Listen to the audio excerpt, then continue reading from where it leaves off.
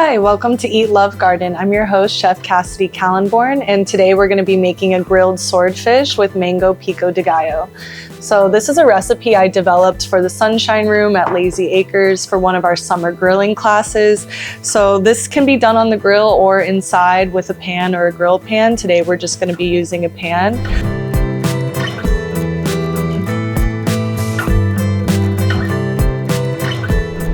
So we'll just get started by seasoning our swordfish with a little bit of olive oil and salt. So it's really important when you're cooking with meat or fish, you want to let this come up to room temperature before you start to cook with it. So I pulled this out of the fridge 20 or 30 minutes ago, and we're just going to marinate this for 15 or 20 minutes with some salt so that it can really seep in.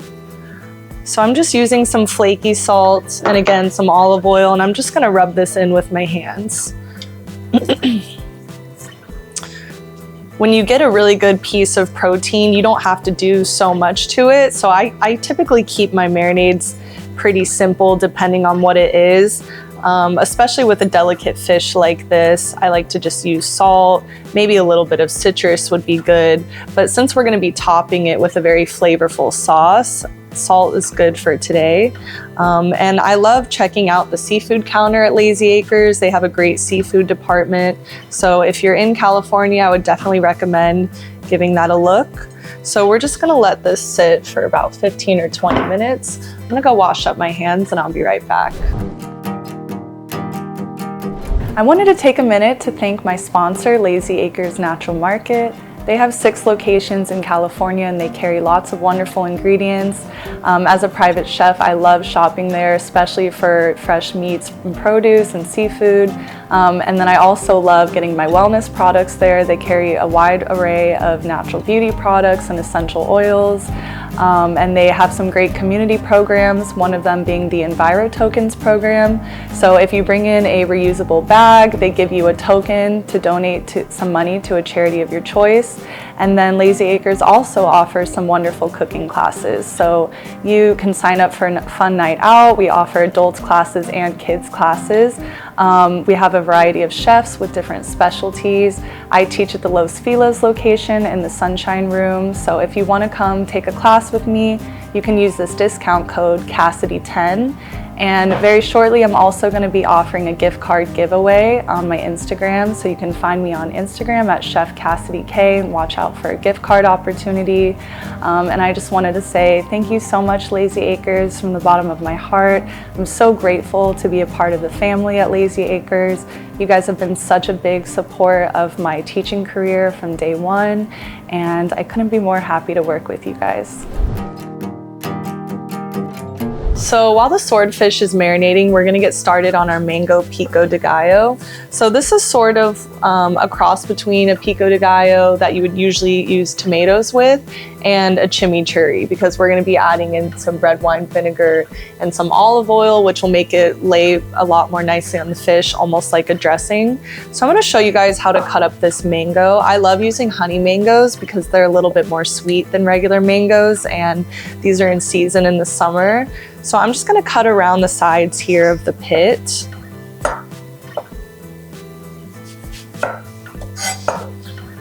And then shave off these small pieces.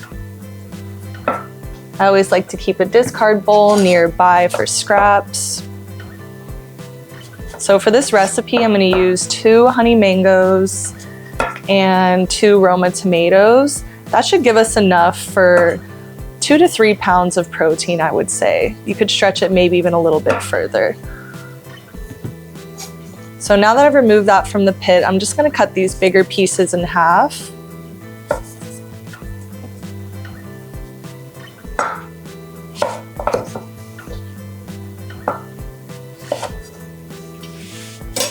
And then I'm just going to peel the mango away from the skin. You could also just use a vegetable peeler and peel the skin from the outside. This is what I found to be the quickest way, is I'll just take a knife and seesaw it until the flesh comes away from the skin.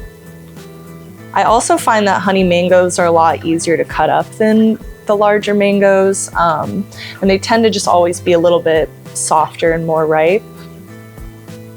So if you can find these, this is definitely what I would recommend, but regular mangoes would work well with this too. I've also done something similar to this using pineapple. You can really use any fruit you want, and you can swap this out depending on like what season you're in. So for example, in the winter time, since I love tropical fruits, I would make something like this with kiwi. You could even do pear, which would go great with a fish or chicken. But using fresh fruit is gonna add that brightness to it, which, and it's gonna make it a little bit more unique than just doing like a regular Pico de Gallo.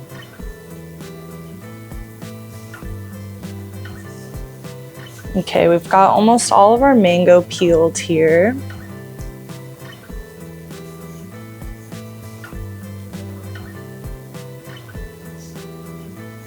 And then I'm just gonna dice this up pretty uniform, because I don't want huge chunks, since this is gonna be sort of like a dressing that lays over the fish. So I'm cutting these up pretty small, almost like a dice or even a large mince.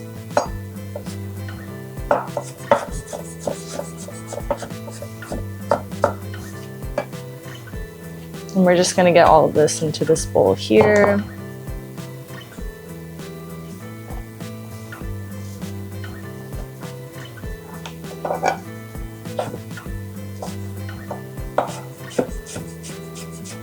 So I'm gonna dice up the rest of this mango, and then I'll come back to show you the next steps. So we've got our mango all diced up here, and I also diced up one of the Roma tomatoes. I think I'm only just gonna use one tomato for this recipe because I kind of want an even distribution of tomato and mango, but I will show you how I cut up this Roma tomato. So some people leave the seeds in, some people take the seeds out. I'm kind of like in the middle. I'll leave some seeds in because I like the juiciness that they provide, but what I'll do is just cut around the ends here so that I don't get too much. So I'm basically cutting around the center of the Roma tomato, and then I still have some seeds in here, and I'll just dice it up, matching the size of the mango.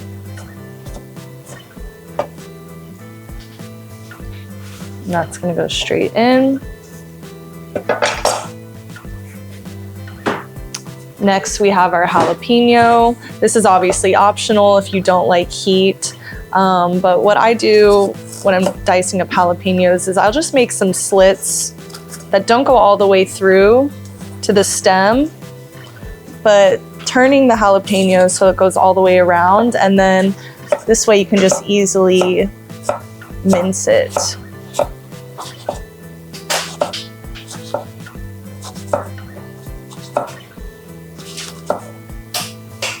And I think for what's in our bowl, I'm just gonna use about half of this.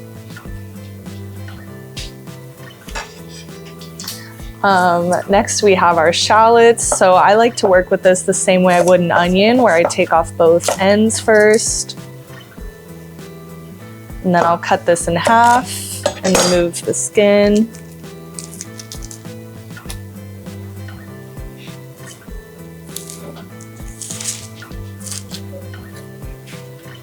I'm gonna use a smaller knife here to just make some incisions. Kind of like we did with the jalapeno, I'm not going all the way through. And then I'll use my bigger knife to cut down the sides so I can get a really fine mince on this.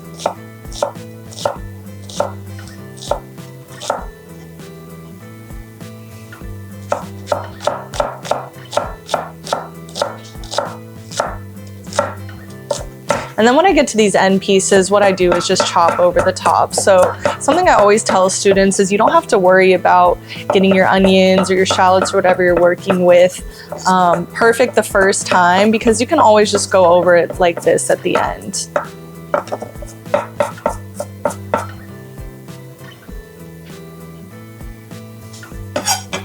So we'll get this into our bowl.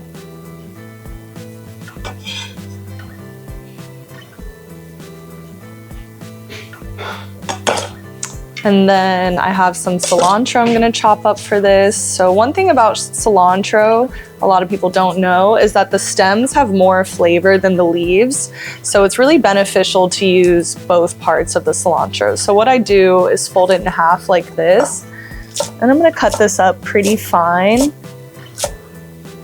So this way I'm incorporating the stems, which have most of the flavor.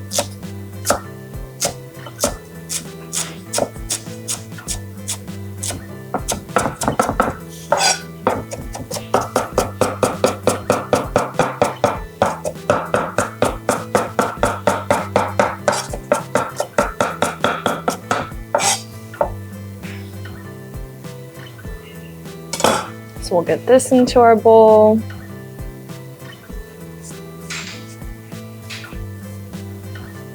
And I'm also going to use a little bit of ginger in this sauce. So I like to leave the skin on for ginger. It's kind of like choosing to eat an apple skin or not. You don't have to peel the ginger skin away as long as you've washed it first. So I tend to leave it on, especially in recipes where it's not going to be super visible. So I'm just going to start with some very thin planks here. And then I'll julienne it lengthwise.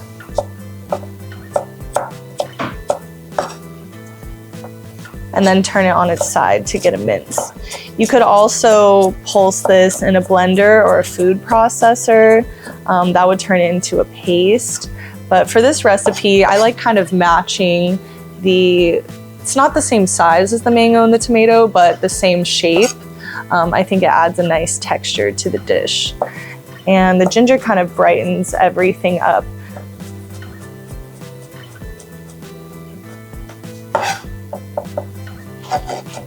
So I'll just give this one chop over. So the ginger's going right in. And then we have some mint leaves here.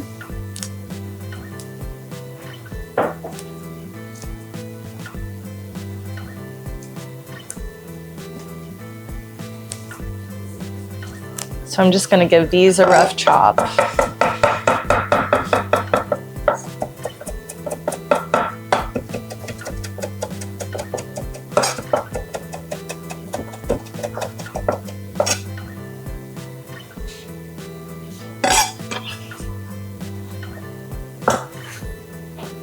Okay. So what I'm just going to quickly do before we get any liquids in here is I'm just going to give this a little sprinkle of sugar since we're working with fruit. Sugar is really helpful in bringing out the red color in tomatoes. So if my tomatoes aren't fully red, since there's only about a 2 to 3 week peak season for tomato, maybe 4 weeks, but that typically happens in August. But obviously we do use tomatoes year round. So if they're not perfectly ripe, like these look pretty good, but I think they could have a little bit more flavor. The sugar kind of acts the same way as when you're using salt with vegetables. It brings out the color and the flavor. And this is also going to help out the mango as well. And then I'm going to do a sprinkle of flaky salt over all of this too, so that it can come into contact with the ingredients before we put any liquids in here. So I'm going to go ahead and just mix this up.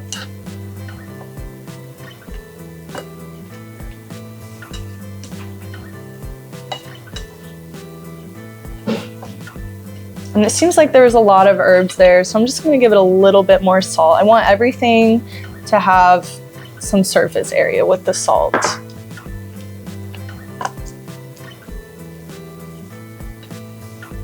And this is already starting to look really good. Even if we didn't do anything else to this, this would be really tasty topping for the swordfish, for grilled chicken, for steak, or any other fish you want to use. So now we're going to add in some lime. Before I juice citrus, what I do is roll it out a little bit to release some of the juices. And then we'll just cut this in half and squeeze it right over the top.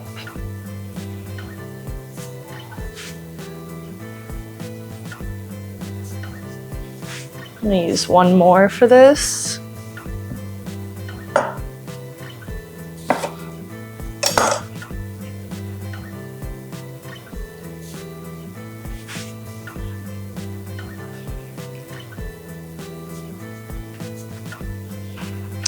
So at this point, this would be kind of our Pico de Gallo, but like I said, I want to turn this into more of like a dressing for the fish, so a little bit saucier. So you could stop here and serve this. This would also be great just to eat on its own with some tortilla chips as an appetizer. But I'm going to add some elements of chimichurri to make it more of a dressing. So I have some olive oil here. You want to use a really good olive oil for this because since it's not getting cooked, you're going to taste the flavor of the olive oil a lot.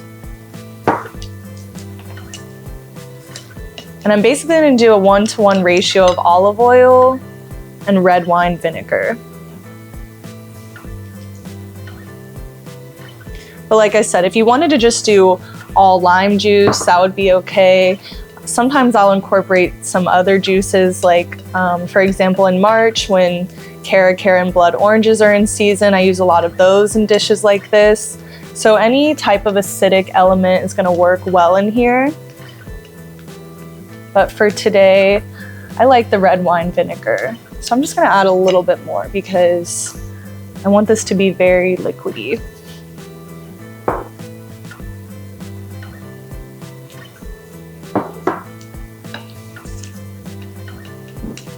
And this is something I would definitely recommend making ahead of time, at least 20 or 30 minutes before you serve it, because the flavors from the shallots and the garlic are gonna infuse with the liquid, and it takes some time for that to happen.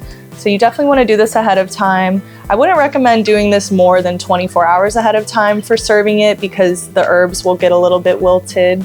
But you can see the sugar is already starting to work on the tomatoes and the color is really coming out.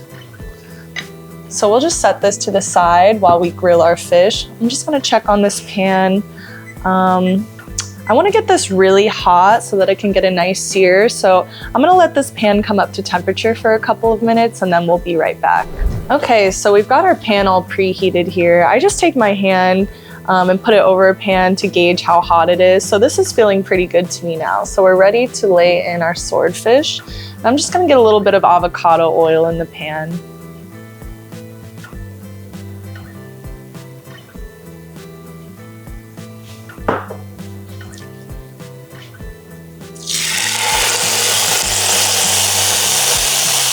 So you definitely want to make sure this is completely flat. This applies to when you're cooking any type of meat. You just want to make sure there's no like underlying air pockets underneath. So I'll like really just gently press it in just to make sure it's all good. And since this is fish, this is only going to take a couple minutes per side. So once I start to see the color come up about halfway, I'm going to give it a flip. In the meantime, with our pico, I'm going to add just a little bit of pepper in here. And with chimichurri, I like to add some honey. So since, like I said, this is sort of like a hybrid pico chimichurri, I'm gonna add a little bit of this Global Brands honey in here. This is gonna help balance out all those tart flavors. Probably about half a tablespoon.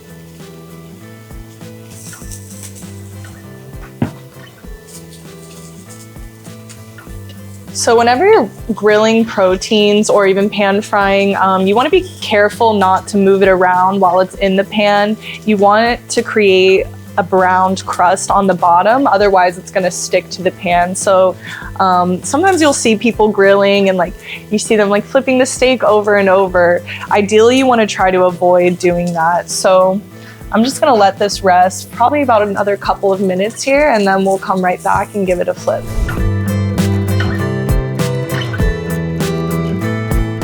Okay, so the swordfish has had about 3 or 4 minutes on each side. So it's time to plate this up.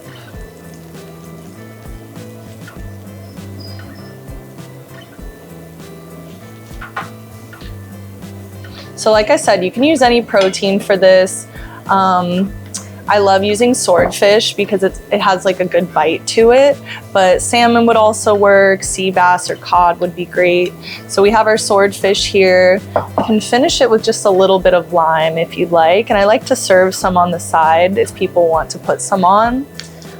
And then I'm just gonna go over the top with the dressing we made. This mango pico de gallo, that's also a little bit like a chimichurri.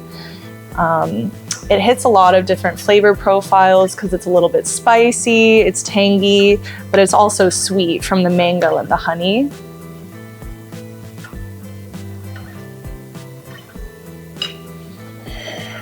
And this is the completed dish. So like I said, I developed this recipe at Lazy Acres for the Sunshine Room in one of our summer grilling classes. If you'd like to join me at Lazy Acres for a class in Los Feliz, you can use the discount code Cassidy10. Thank you so much, Lazy Acres, for sponsoring me for this episode. And thank you guys for joining me today on Eat, Love, Garden. I'm looking forward to cooking with you again.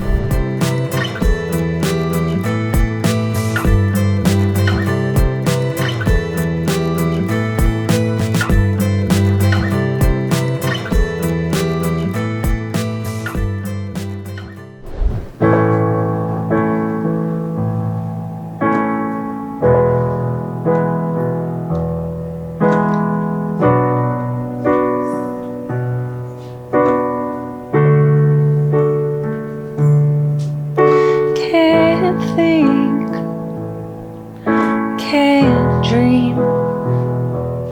I can't ever seem to tame the waves of chaos in my brain. Can't speak, can't sing.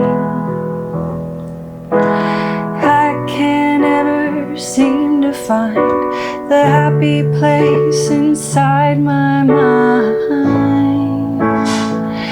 Inside my mind, inside my mind, inside my mind. Well, the writing in the sky, writing in the sky.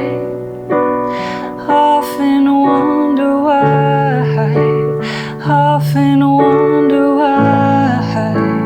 Writing in the sky, oh, writing in the sky. Often wonder why, often wonder.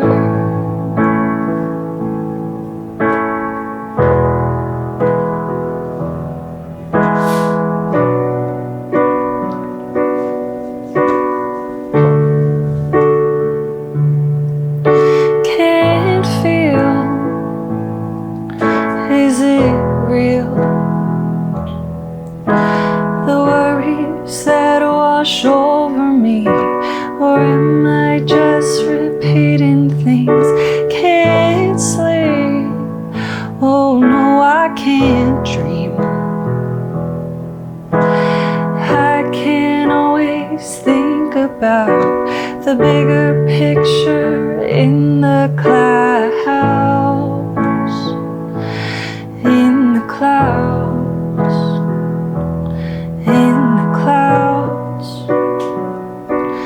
in the clouds, in the writing in the sky, writing in the sky. Often wonder why, often wonder why. Writing in the sky, oh, writing in the sky. Often wonder why, often wonder why.